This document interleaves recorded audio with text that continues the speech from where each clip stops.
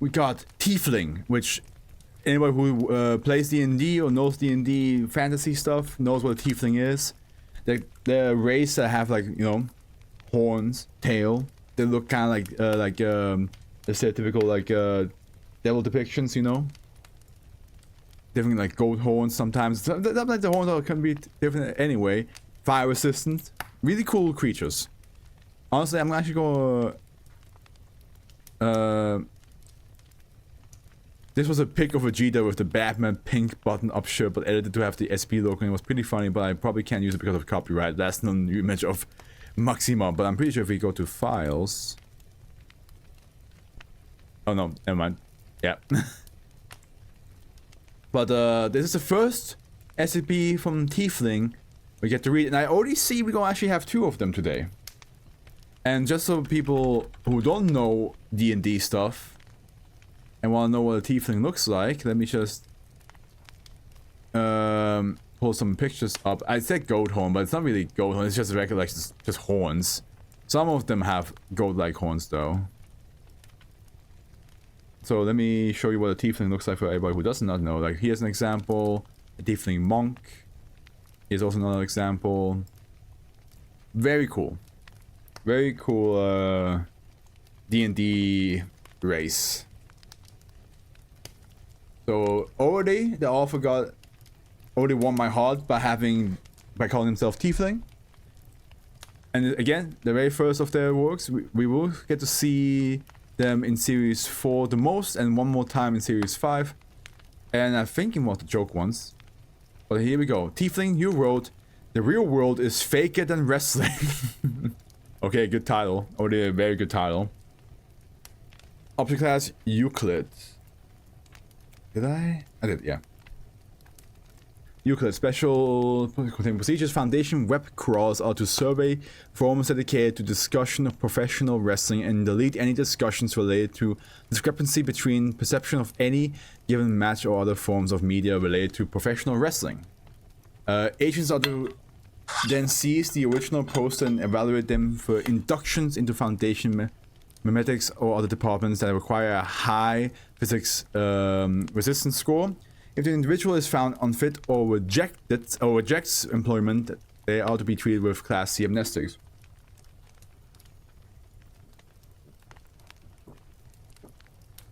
You and your dad watch wrestling together? That's sweet. I respect wrestling, but it's not a thing I watch. But I think it's a fun idea.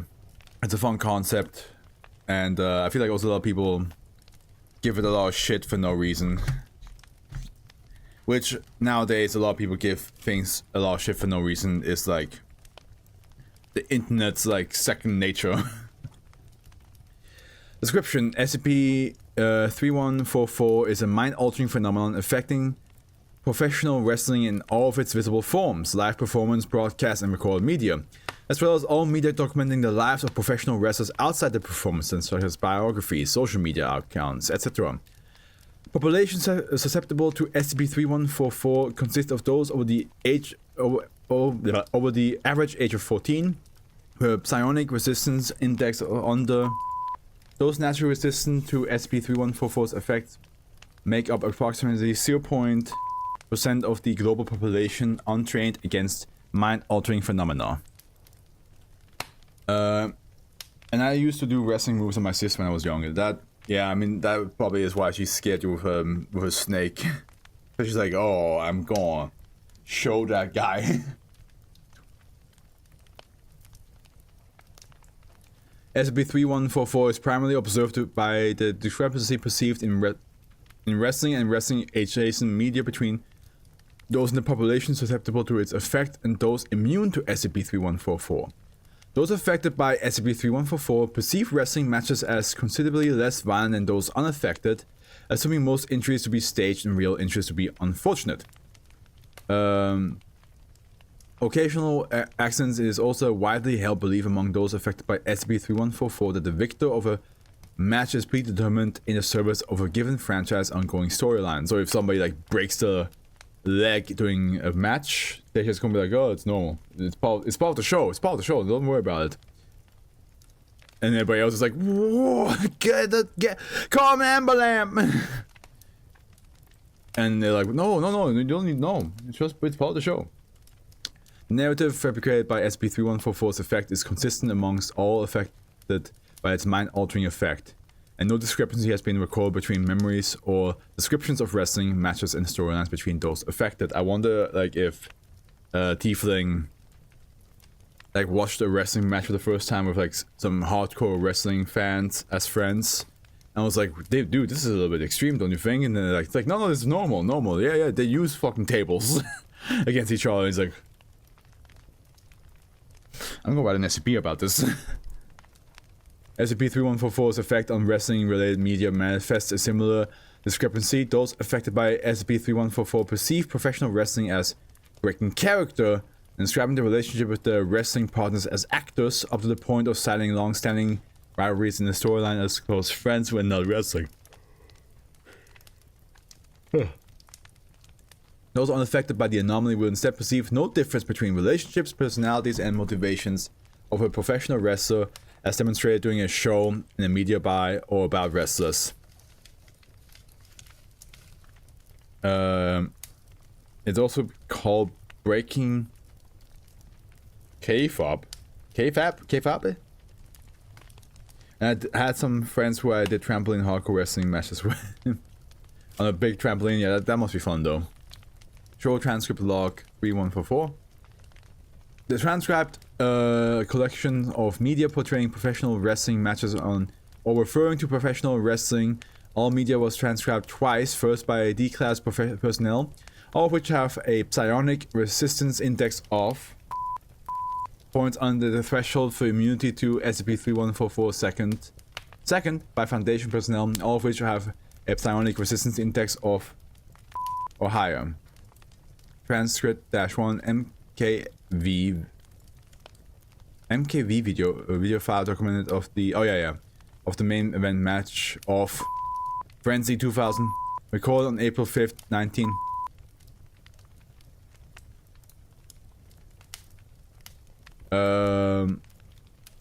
Transcribed by D402684.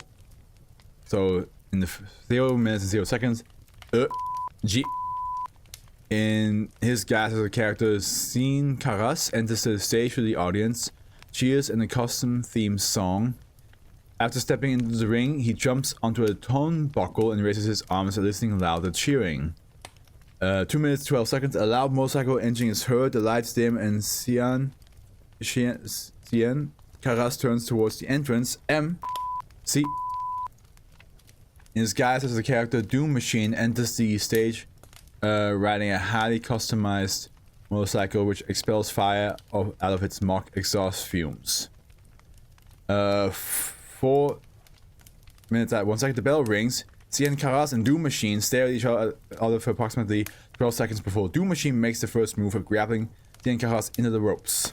7 minutes 23 seconds, Doom Machine makes the first attempt at pinning Sean Karas. Sean Karas breaks the pin at a 2 count. 12 minutes 11 seconds, Sean Karas performs a jumping splash from the third rope, then pins Doom Machine. Doom Machine breaks the pin near the 3 count. The crowd gasps audibly. 16:47, Sean Karas accidentally strikes the referee after narrowly missing Doom Machine. Then he is hit by Doom Machine, who steps off the ring and procures a folding steel chair. 17, Doom Machine strikes Sean Karas in the upper back with the steel chair as the referee recovers. 17:17, Sean Karas recovers in time to kick Doom Machine before he is hit again, making him drop the chair. 18:3, after having knocked Doom Machine down, Sean Karas drags him on top of the steel chair, then performs a jumping splash again. Sean Karas pins Doom Machine. The referee recovers just in time to deliver the 3 count. 18:25, Sean Karas is announced as the victor. The crowd cheers loudly as Sean Karas celebrates. Doom Machine can be seen walking away into the backstage area. 19:30, end of video. And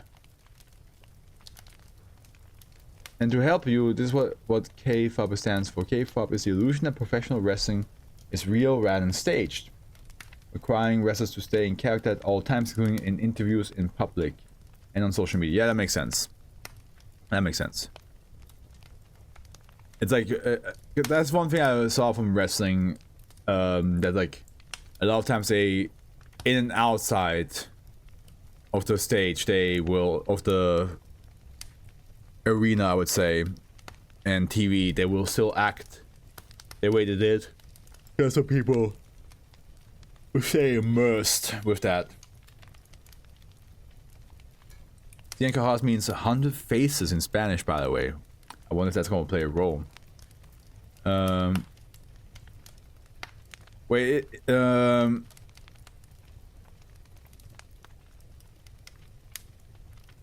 is he actually an actual wrestler? That you said an actual one? Because you said a retired wrestler.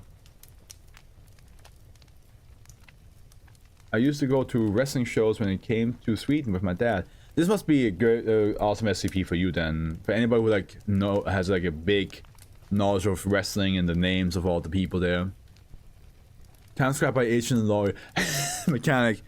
Have you seen like the most recent wrestling meme that's going around?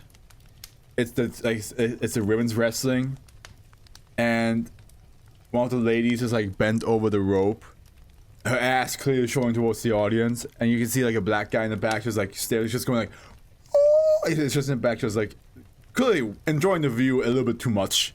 He's just going like, oh man, and then the other woman just hardcore like smacks the ass. And to make the girl fall over the rope, and in the back you just see him going like, oh, just fainting at the moment that the ass smack happens. Just going like, oh. You seen it? Oh yeah. Yep. Inscribed by Asian lawyer. So we have looks like, oh, G. In disguise as the character Cien Caras enters the stage to the audience. You know what? I actually have a song, the perfect song for the... Since it is a childhood cartoon all about luchadores. Where are you? Where are you? I'm sorry, Game Grumps, I love you, but we have to have this.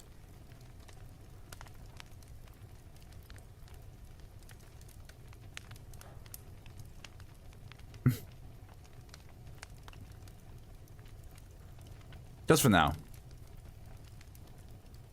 In disguise as a character, Cien Caras enters the stage through the audience shields in a custom theme song. After stepping into the ring, he jumps onto a turnbuckle and raises his arms, starting a louder cheering. 2:12, a loud motorcycle engine is heard. The lights dim and Cien Caras turns towards the entrance. Wait, didn't it just... It's back at it again. See, in disguise as a character, Doom Machine enters the stage riding a highly customized motorcycle which expels fire out of its smoke exhaust fumes. Okay. 4-1 bell rings. Cien Caras as Doom Machine stare at each other for approximately 12 seconds before launching. I'm just going to see if there's anything different here. 7 Doom Machine makes the first. Then the pin. Cien Caras breaks the pin at turn. Cien Caras and performs a jumping splash from the third rope. Then repeatedly stomps on. Oh shit! Cien Caras performs a jumping splash from the third rope, then repeatedly stomps on Doom Machine's face. Doom Machine bleeds from his nose. Cien Caras pins Doom Machine. Doom Machine breaks the pin near the 3 count. The crowd gasps all but Jesus Christ! Hey, Afro, have you ever heard of wrestling death matches? I think I have, maybe.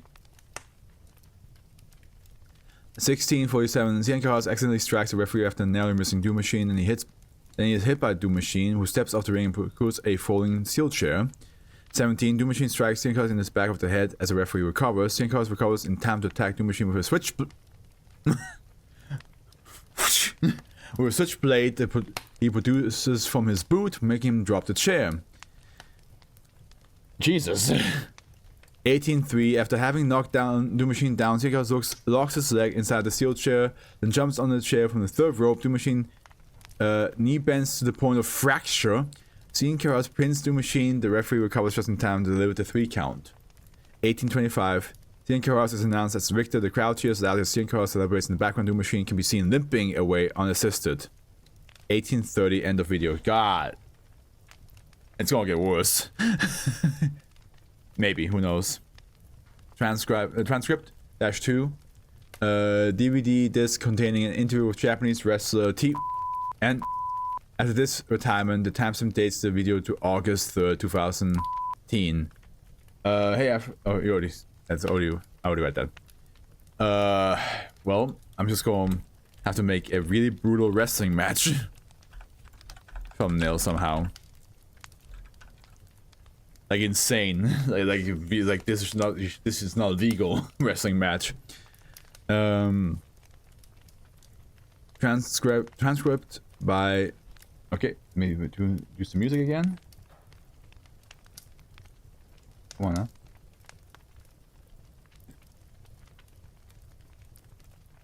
I just thought it would be fun to play some mucha lucha while we read about wrestlers. I know they're luchadors, and I mean, it's still wrestling, isn't it? It's Mexican wrestling. Interviewer: how did take to the idea of taking your belt at Total Mania? He hated it. We've been friends for such a long time. And he thought it wasn't fair that I had finally gotten my break and was going to lose it again so soon. It had just been 2 months. He was my mentor, you know? Right. And he took it up with the company. He went and told them, hey, he works hard, he deserved the belt. And they refused. It's heartbreaking when you watch it again. He winces though when people cheer at him after the pin. How did he take it when you left the company a year after? He was already retired by that point, I think. Yeah. He was too sick to keep on, and he just wished me luck and told me to go wherever I needed. I miss him a lot. Have you seen like the most recent like a police footage of, his name is Vince, right? Vince McMahon or something like that. And he was like driving way too fast on the road and then crashed into a car. But for some reason, he got away with it. Like he didn't get like yeah, he probably had to pay a ticket, but like it clearly, because he was a celebrity and he like, especially because WWE is so big in the US, it was just such a bizarre thing to see, like how like with him they were like it's like hey man, it's gonna be all right. You go get you a car, you can go see your niece or granddaughter, whatever the fuck. And while the other two girls who he drove into were kind of like, you guys okay? Okay, good. Yeah, we'll figure something out. It was just so. It just shows you like if you. Fame does something to people's minds, man. Not only to the person that is famous, but to people who see you as famous. Like it just does something. Transcript by junior researcher Tanahashi. How did take the idea of you taking your belt at Total Mania? He loved it, bastard. We've been friends for such a long time, and I finally have my big break, and he was just going to take it from me so soon. It has just been 2 months. He was my mentor, you know. Right. He made fun of me every chance he got. Oh, you worked so hard, and you're gonna miss the belt. He'd go. Locker room, tour bus, wherever. Makes me happy when I watch it again, and he winces from the huge gash I left on his belly. How did he take it when you left the company a year after? He never went back after the injuries I gave him. He was too sick to keep on, and he never returned my calls. I wanted to make fun of him to his face so badly. So this is basically like, because I understand now, like someone who's affected by SCP-3144 and somebody who's not. So this is what the person hears and sees while they're being affected. Or maybe other way around, who knows. I think this must be the ones who are affected by it, because they do see like, they think it's like a lot more brutal and they just accept it a lot more. The first one's okay. The first one's affected. Yeah, because they don't see it as bad, right? While the one who is not affected sees it how bad it gets, or how bad it is. -3 post made by a Mexican wrestler killer Psicotico? But like the majority of people are affected. Yeah. Okay, posted the night before his title match with Drago Fuegos in February 17, 2000. on social media platform Twitter. Transcript by D. Yeah, okay, makes sense because the D one is transcribing it, so he's definitely affected. Okay, yeah, that makes sense. First one affected, second one not. 305487. Gonna kick your butt again like last time in arena. Fella, keep your eyes peeled for me, KP.